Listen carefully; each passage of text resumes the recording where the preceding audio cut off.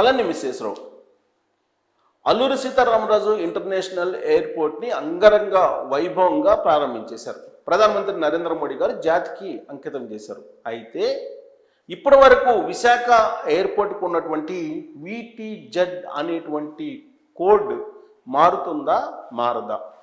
అసలు ఈ కోడ్ని ఎలా నిర్ణయిస్తారు?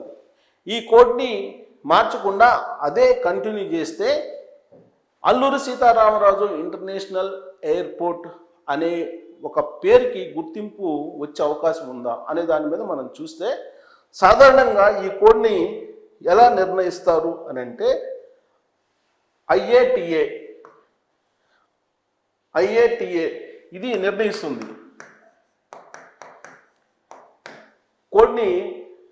ఈ IATA నిర్ణయిస్తుంది. ఏంటి IATA అంటే ఇంటర్నేషనల్ ఎయిర్ ట్రాన్స్పోర్ట్ అసోసియేషన్. ఇది నిర్ణయిస్తుంది కోడ్ని. ఎలా నిర్ణయిస్తుందంటే ఏదైనా ఒక ప్రాంతానికి పేరు ఉంటుంది, ఇంగ్లీష్ అక్షరాలు. ఆ ఇంగ్లీష్ అక్షరాల్లో మొదటి 3 అక్షరాలని తీసుకుంటారు.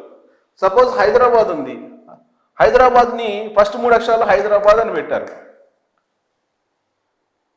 సో అక్కడ బెంగళూరు BLR అని పెట్టారు బెంగళూరుకి. అంటే మొదటి 3 అక్షరాలు తీసుకోవచ్చు, లేదంటే ఆ పలికేటువంటి పదంలో రిథం తీసుకొని దాన్ని బేస్ చేసుకునైనా పెట్టచ్చు. సో హైదరాబాద్కి హైదరాబాద్ పెట్టారు, HYD అని పెట్టారు. మీరు టికెట్లు మీరు తీసుకుంటే కనుక ఫ్లైట్ టికెట్లు HYD అని ఉంటుంది. మరి బేగంపేట ఎయిర్పోర్ట్ ఉండేది అంతకుముందు, బేగంపేట నుంచి శంషాబాద్కి మార్చారు. మరి కోడ్ మార్చారా? కోడ్ మారలా, సేమ్ అదే ఉంది. మరి ఇప్పుడు వైజాగ్కి VTZ అని ఉంది కోడ్. VTZ ఏంది? విశాఖపట్నం అంటారు, వైజాగ్ అని అంటారు, 2 రకాలుగా ఉంటారు. విశాఖపట్నం అలాగే వైజాగ్. విశాఖపట్నం నుంచి V తీసుకున్నారు, VT విశాఖపట్నం నుంచి. వైజాగ్ నుంచి Z తీసుకున్నారు. అంటే రిథం లేదా సౌండ్ ఇలా ఎందుకు తీసుకుంటారు అన్నప్పుడు, ఇప్పుడు సపోజ్ విశాఖపట్నం అన్నప్పుడు VIS తీసుకోవాలి కదా, వైజాగ్ అన్నప్పుడు VIZ తీసుకోవాలి కదా అనుకోవచ్చు. ఇలాంటివే వేరే ఎయిర్పోర్ట్లకు ఆల్రెడీ కేటాయించి ఉంటే అప్పుడు రిథమ్ని తీసుకుంటారు సెకండ్ ఆప్షన్ కింద. ఆ రిథమ్ని తీసుకున్న కారణంగానే ఈ VTZ అనేటువంటి కోడ్ ఉంటుంది. మీరు విశాఖపట్నంలో మీరు టికెట్ తీసుకుంటే కనుక చెక్-ఇన్ అయ్యేటప్పుడు కానీ లేదా లగేజ్ అప్పుడు కానీ VTZ కోడ్తో మీకు సీట్ నెంబర్లు కానీ అన్నీ ఉంటాయి.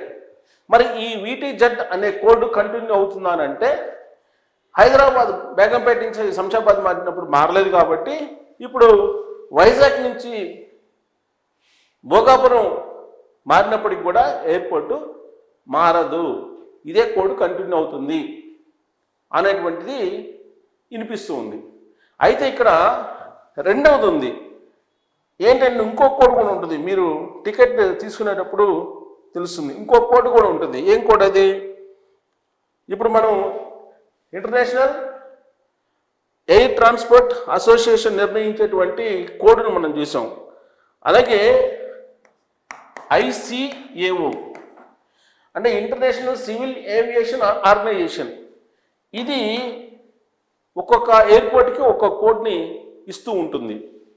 ఈ కోడ్ కేవలం పైలట్లకి ATCకి మాత్రమే పనికొస్తుంది. ఇది పాసింజర్లకి అవసరం లేదు. కాకపోతే ఎయిర్పోర్ట్ గుర్తింపు కోసం మాత్రం దీన్ని ఉపయోగిస్తారు. ఇది ఎలా నిర్ణయిస్తారు? ప్రపంచంలో మన ఖండాలు ఉన్నాయి, ఆసియా ఖండం, ఆస్ట్రేలియా, ఐరోపా ఇలా ఉన్నాయి కదా. ఆ ఖండాలని బేస్ చేసుకొని ఒకటో అక్షరం ఇస్తారు. సపోజ్ దక్షిణాసియాకి ఉందనుకో, సౌత్ ఏషియాకి V అనేటువంటి కోడ్ ఇస్తారు.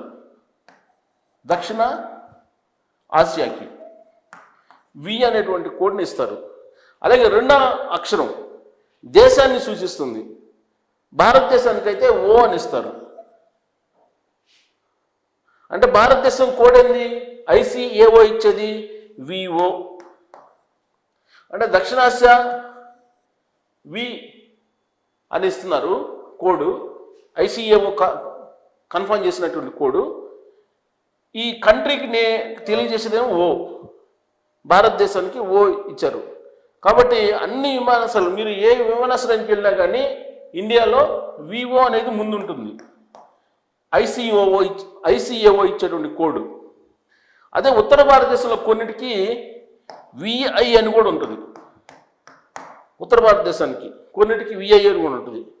అంటే 3-4 అక్షరాలను కూడా తీసుకుంటారు. ఎప్పుడు అవి వేరే దేశాలకు ఉన్నప్పుడు, వేరే దేశాలకు ఉండి ఆ వేరే దేశాలకు ఉన్నట్టు కోడ్ని ఇవ్వకూడదు కాబట్టి, ఆల్రెడీ ఉన్నటువంటి కోడ్ని మార్చకూడదు కాబట్టి అప్పుడు ఆల్టర్నేటివ్కి వెళ్తారు. హైదరాబాద్ ఉందనుకోండి, హైదరాబాద్కి ఏమి ఇస్తారు? ఐసిఏఓ విఓహెచ్ఎస్ అని ఇస్తారు. విఓహెచ్ఎస్ అని ఉంటుంది. అలాగే విజయవాడకి ఇచ్చేస్తే జనరల్గా విజయవాడకి ఐటీటీఏ కోడ్ ఏముంటుందంటే విజిఏ అని ఉంటుంది. విజిఏ ఇది ఐఏటిఏ ఇచ్చేటువంటి కోడ్. అదే మీకు ఐసిఏఓ ఇచ్చేటువంటి కోడ్ ఏందో తెలుసా?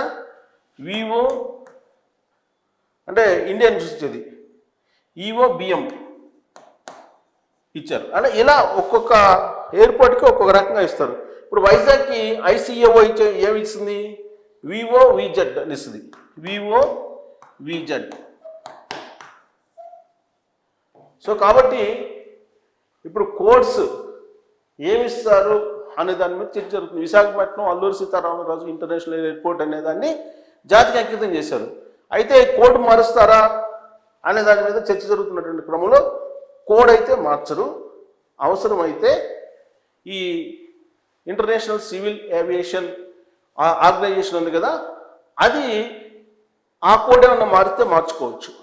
మారేదానికి మార్చుకోవడానికి కూడా అవకాశం ఉంది. ఎందుకంటే అక్కడ ఆల్రెడీ వైజాగ్ ఎయిర్పోర్ట్ నుంచి భోగాపురం తీసుకొచ్చారు కాబట్టి అది మారుస్తారేమో కానీ ఈ కోడ్ విటిజెడ్ అనేదాన్ని మార్చేటువంటి అవకాశం లేదు.